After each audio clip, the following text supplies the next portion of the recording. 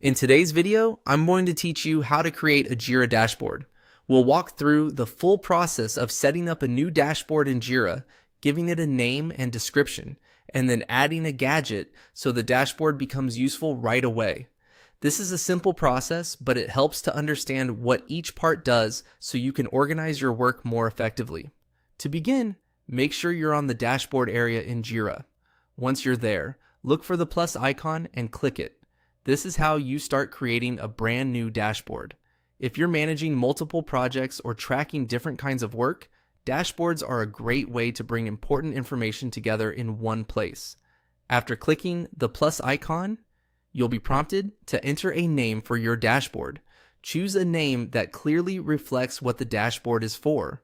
For example, you might use a name based on a team, a project, or the type of reporting you want to see. A clear name makes it much easier to find the right dashboard later, especially if you end up creating several of them. Next, enter a description. This part is optional in some workflows, but it's a very helpful habit.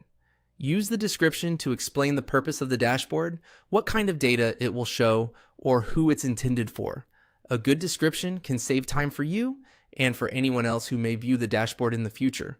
Once the name and description are filled in, click Save. This creates the dashboard and takes you into the dashboard editing area, where you can begin customizing what appears on the screen. Now that the dashboard has been created, go to Add a Gadget. Browse through the available gadgets and click Add on the one you want to include.